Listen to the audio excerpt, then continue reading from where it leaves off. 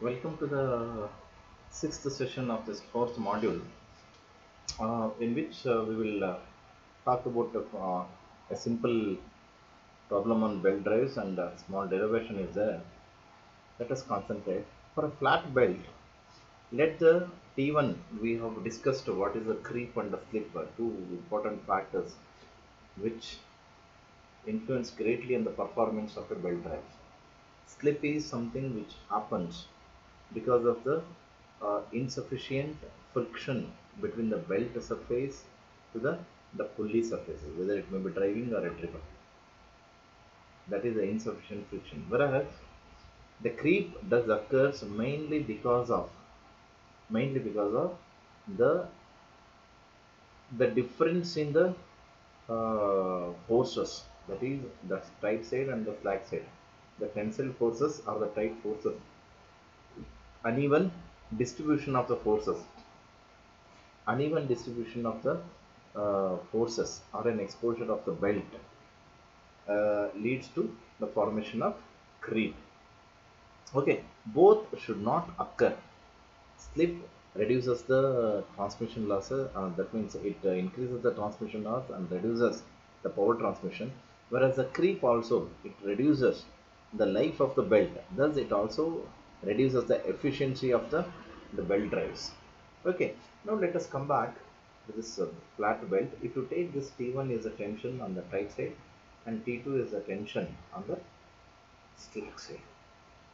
Tight side which has been exposed to more stresses, whereas the tension on the slack side will be exposed to the tension, lower tension. Theta is the angle of a lap of the belt over the pulley. Okay, the mu is the coefficient of friction between the belt and the pulley. Consider a short length of belt subtending at an angle of delta theta at the center of the pulley. Coefficient of friction we have it as a mu, and theta is the angle of lap of the belt over the pulley. That means if you have a belt like if you have a pulley like this, the belt which is will be in contact with this one, whereas it will experience it, but only thing is it will be in touch up to this at this particular contact, at this contact. So that is what we call it as a delta theta, which subtends, okay, belt which subtends the angle of delta theta at the center of the pulley. Okay, now let R be the normal or a radial reaction between the elemental length of belt and the pulley. Okay, now if you consider T as the tension on the slack side of the belt, delta T becomes an increase in tension to tight side than that on the slack side. If you consider T plus delta T, then it is on the tension on the tight side of the element. Tensions T and T plus delta T act in directions perpendicular to the radii drawn at the ends of the element. The friction force mu R will act tangentially to the pulley rim, as you can see it here. Rim resisting the slipping of the elementary belt on the pulley. Now if you can consider this T1 on the tight side and T2 on the slack side, if you check this figure, so mu into R is nothing but the coefficient of friction, whereas the R is nothing but the reaction between the elemental length of the belt and the pulley. This is the reactive force. Delta T is nothing but a subtended angle. Is it clear? Delta theta by 2 and delta theta by 2 is been resolved to angles. Is it clear? Now resolving the forces in the tangential forces, in the tangential direction. I mean. Okay, now this is a T which is tension at this point. Because it is in physical contact with the pulley, it will experiences an additional tension which is being given by T plus delta T. Okay, now resolving the forces in the tangential directions, mu into R. Is it clear? That is the coefficient of friction and reaction force plus T into the tension into the left hand side into cos of delta t divided by 2. That is a cos angle. Angle is nothing but delta theta by 2 minus, or also we can also take it as a equals. This left hand forces equals to the right hand forces. If you take it on the right hand side, then we will take it onto the left hand side, so that becomes as a negative. T plus delta t, because it is acting in opposite directions, into cos of delta t divided by 2, which is equals to 0. Now what we do it is, we can cancel this delta theta by 2 as a very small, this surface contact with the belt will be very negligible, so the angle will be very negligible. The theta itself is less, then delta theta will be very less. Out of theta we are just taking a one elemental angle, which is nothing but an angle delta theta, and we are dividing it by 2, so this becomes very small value. So that what happens, we will neglect this cos delta theta by 2, because cos of delta t by 2 will be approximately equal to 1. Then what happens, it becomes to be mu r plus t minus t plus delta t. So t will once again get cancels over there. See, delta theta is too small, cos of which is being taken as 1. Therefore, mu r plus t minus t. So, this plus t and minus t will get cancels. So, what is left out? Delta t is equal to mu into r. Resolving the forces in radial there. So, we have resolved the forces in tangential. Now, let us resolve the forces in radial. The same thing will come into picture. But what happens if you see the sketch? Radial means we, in the tangential we have a mu r. So radially what we will have it is only r. When we are doing it vertically, that is in the radial direction, the sine trigonometric function will come into picture over there. So r minus t into sine of delta t by 2 minus t of plus t plus delta t into sine of delta t by 2 is equal to 0. So once again, here what happens, there it becomes, since it is very small, it becomes 1, whereas here the sine angle, sine of delta t by 2 is very small, so we just assume it as to be just a delta theta divided by 2. So what happens, this will be further simplified into r minus t delta theta divided by 2 minus t delta theta divided by 2 minus delta t into delta theta divided by 2, which is equals to 0. Neglecting the product of small quantities, that is delta theta and delta t, we will get into r minus, this becomes same thing. So r minus 2 into t into delta theta by 2. 2 will get cancels, and we will left out with r minus t into delta theta. I will take this t delta theta onto the right hand side, so that r will be equal to t into delta theta. Is it clear? Now from the first equation where delta t is equal to mu into r, and from the second equation r is equal to t into delta theta, we will get, we will substitute the delta theta is equal to mu into, in the place of r we will substitute this r is equal to t into delta theta in the first expression, then delta t is equal to mu into t into delta theta. So r delta theta divided by t is equal to mu into delta theta. Now delta t or delta theta is only an elemental values. It's a very fractional values. We want to make it for the complete thing. So what we will do it is, when we want to add up, then we will go for integration. So integrating both the sides between the limits of t2 to t1, that is a slack side to the tight side tensions, and from 0 to theta. So dt by 1 by t integration is nothing but ln or log base e t. Okay, now this t will be between the limits of t1 minus t2. So applying this logarithmic rules, log of minus ln of t2 can be written as ln of t1 by t2. That is what we have written. On the RHS side, mu is a constant factor which will take it outside. D theta integration is nothing but a theta. Now this theta varies between 0 to theta. So theta minus 0 is nothing but theta. So it comes to be mu theta. So T1 by T2 can be is equal to e to the power of mu theta. This is how also we can derive. So T1 by T2 is nothing but the ratio of tensions in the slack and tight side. Is that clear? Now it is to be noted that the above relation is valid only when the belt is on the point of slipping on the pulleys. This is the point to be noted. Okay. Now if you consider one problem, a shaft running at 200 rpm is to drive parallel shaft at 300 rpm. It is 200 rpm in a driving. Okay, now this is nothing but a driving one, and this is a parallel shaft at 300 rpm. The pulley on the driving shaft is 60 centimeter diameter. Calculate the diameter of the pulley on the driven shaft, neglecting the belt thickness, taking the belt thickness into account with 5 mm thickness, and assuming the latter with a total slip of 4%. Is that clear? So in the three conditions we have to find it out.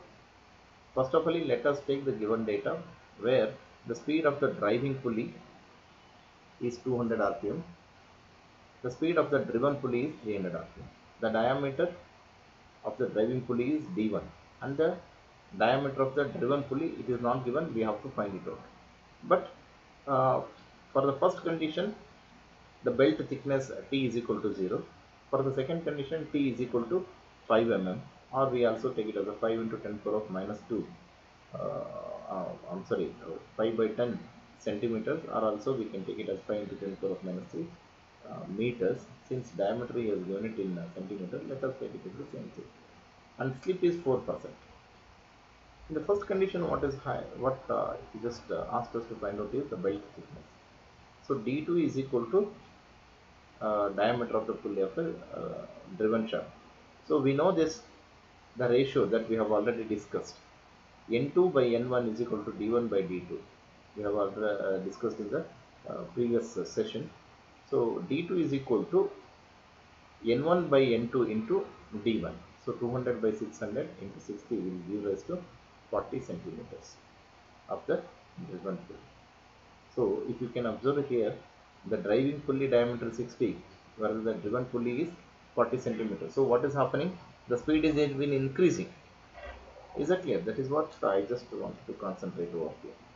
If the diameter is less than 60 centimeter, is greater than 60 centimeter, then the speed would have been less than 200 rp. Is that clear? Now second one, taking the belt thickness, that then we will add up the the thickness. So what happens? N2 by N1 is equal to D1 plus T divided by D2 plus T, which gives rise to D2 plus T. It is an unknown thing. D2 is unknown thing. So I will substitute everything and we will calculate it. Then we will subtract this T over here. Please be careful. D1 is 60 and T is 0.5 centimeters. 200 divided by 300, which gives rise to some value of 121 by 3. Okay, minus 0.5. So that gives rise to 39.83 centimeters. This is the weight. If you consider the thickness of the belt, then the diameter of the pulley will be 39.82. That means there is a reduction in 0.17 centimeters, or it is nothing but 1.7 millimeters. 1.7 is not a great uh, reduction, but still it accounts for the speed. Okay. Next, by considering the slip factors, it is nothing but 1 minus s by 100, or you can also take it as 1 minus 4%. Okay. Now 4% is nothing but 4 by 100, which gives rise to the same thing, 38.22 centimeters. So that means to say that if you want to have a fixed speed increase of the 300 rpm for further factors, then with a thickness of 5 mm, this will be reduces to 38.22 centimeters of the driving pulley. This has been a wonderful problem for demonstrating the speed ratios with the slip factors. Okay, now let us go for the V-belt. V-belt is a loop of flexible material used to link two or more rotating shafts mechanically, most often parallel. Okay, these are the V-belts that have been used in automobiles majorly. Okay, apart from the gear systems. Belts may be used as a source of motion to transmit power efficiently or to track relatively movement. The V-belt drive technology is based on the belt tracking in the mating grooves in the belt pulley. The more power that is transmitted, the more belts and the grooves in a row. The flat belt technology is based on the high friction of the belt against the chromed belt pulleys, and the transmission only contains one belt. Now here, as you can see the sketch, the hatched position, the hatched position will tells us the driving or a driven pulley uh, structure. The pulley will not be a flat like this, and it will be a flat like this. It will be having a groove like this. In this groove, what happens? The belt will accompany. Are you getting my point? No, in the flat belt, what happens? The belt used to be like this, and the pulley used to be like this, and the belt will be like this. The belt used to move on this, and the pulley used to be like this flat. Is that clear? Now the belt used to move. In the V belts, what happens? On instead of flat, we will have a groove over here. This groove in which the belt will be there. So the slip doesn't occur at all. The slip doesn't occur at all, and that means I don't say it doesn't occur. The percentage is very minimal. So this is a groove angle. In the groove angle, exactly the V belt, the belt will not be a flat like this. The belt will not be a flat like this. It will be in a V shape. This V shape will, and this V shape will go and place exactly at the middle of that. So that what happens? It goes and occupies this place and moves. So a little amount of belt will be exposed outside. Now as you can see it here, this is the groove depth in the groove depth which is there in the pulleys. Whereas here, this is the groove angle where it will be moved. This is the pitch diameter, and this is the sheave outer diameter which is being shown out. The V belts have got maximum power transmission compared to the open belt or crossed belt, but V belts cannot be used for a longer distance between two pulleys. This can take maximum load, and then since it takes maximum loads, these materials needs to be very strong enough, and the life of these V belts is less. And these V belts cannot be used for a longer distance between power transmissions. Okay. Advantages of V belts and disadvantages. High advantages are high power transmission capacity because V grooves provides an excellent grip. The functioning of the belt and the pulley is smooth and quiet. It doesn't make much noise also. The V belt drives provides compactness due to the small distance between the centers of the pulleys. Slip between the belt and the pulleys is negligible. Okay, the stick between the belt and the pulleys is being negligible. It is only because it will give a firm support for the belt which is rotating within its groove. A few of the disadvantages of the V belts are the V belt drive cannot be used for longer distance due to greater weight per unit length of things, as I have already told you. That is one of the drawbacks. And then they are not applicable to the synchronous machines because they are not free from the creep. The centrifugal tension prevents the use of belts at speeds lower than 5 meters per second and above 50 meters per second. The centrifugal tension prevents the use of speeds below. Okay, that means it should operate between 5 to 50 meters per second of the speed. Now let us come to this timing of the belt. Timing of the belt, or this is also called as grooved belts. So something like a sprocket or something like that. You might have seen it in earth movers. in the tankers, how these trains will be moving from one wheel to the other wheel. So that means we will also have a belt with a grooves over here. Which circles will also have this. A timing belt or a timing chain, it is something like a chain, or a cam belt is a part of the internal combustion engine that synchronizes the rotation of the crankshaft and the crankshaft so that the engine's valves opens and closes to the proper timings during the each cylinder's intake and exhaust chokes. So this is the major applications. Whereas the pulley will also have a grooves.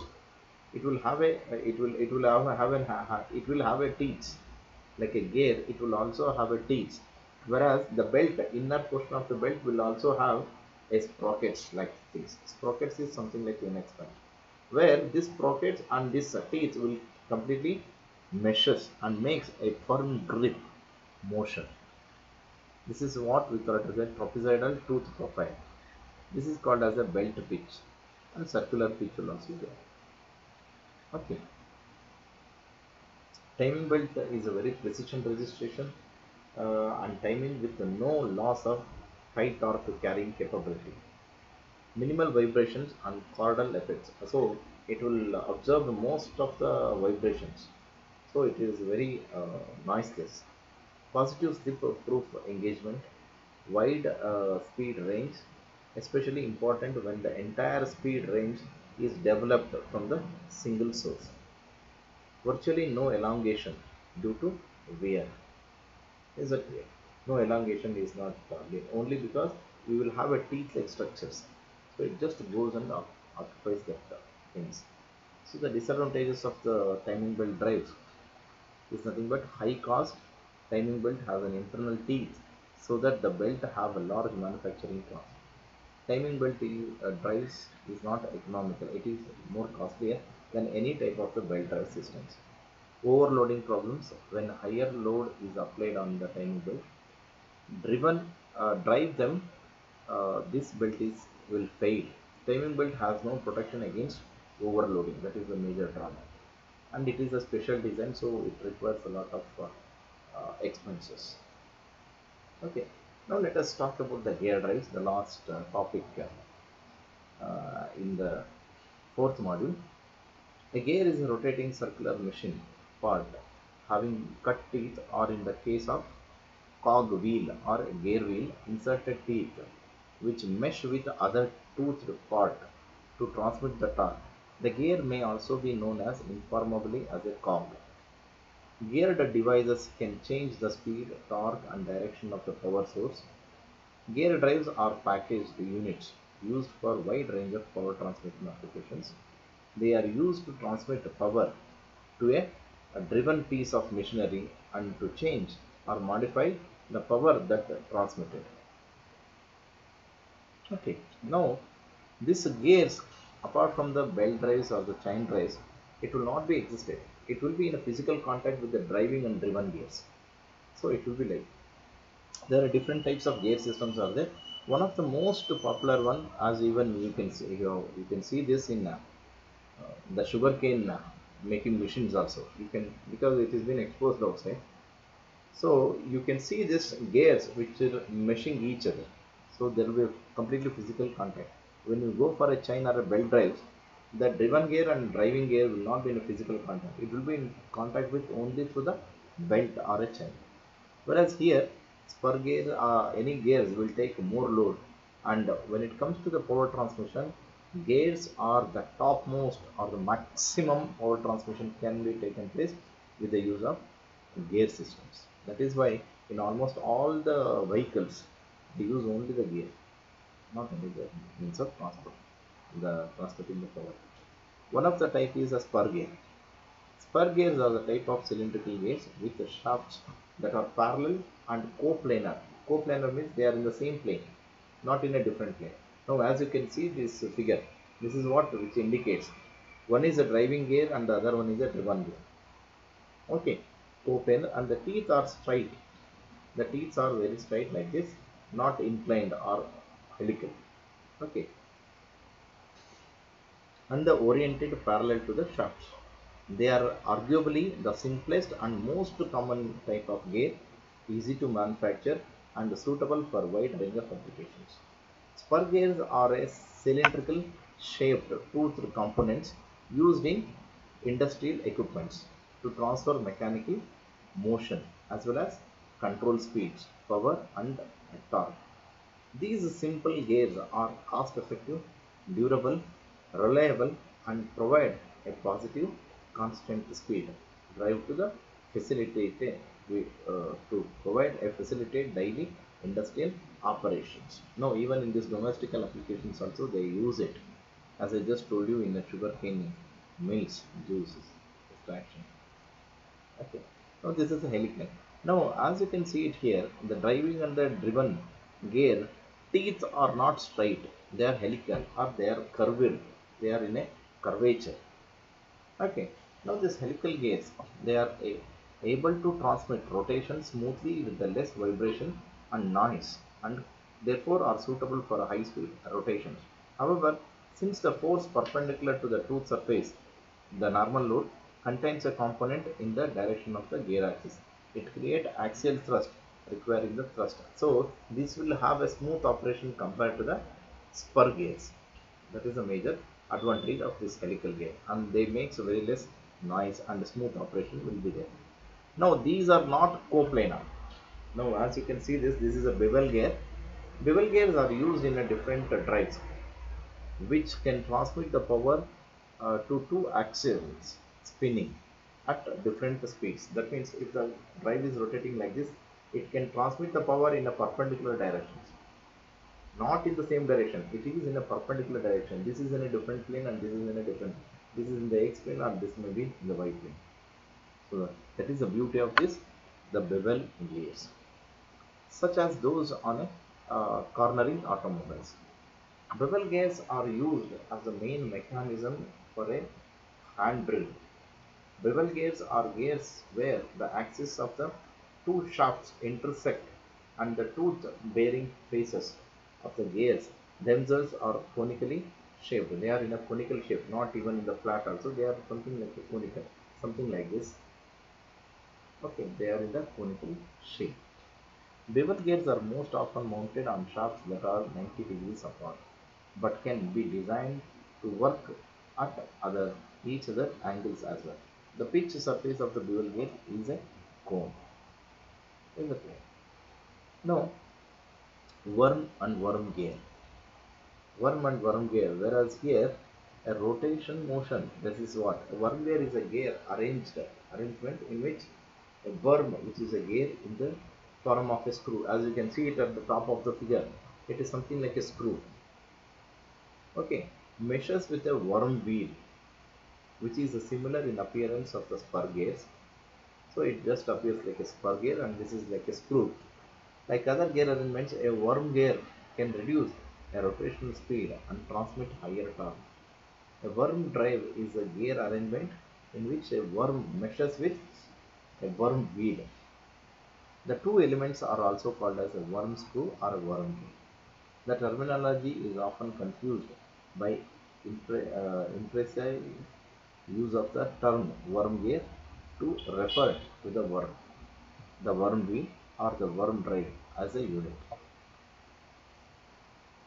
Okay, this is a rack and pinion, wherein which the rotational motion will be converted into a reciprocating motion, or it may be a reciprocating motion can be converted into a rotary motion, which is rack and the pinion.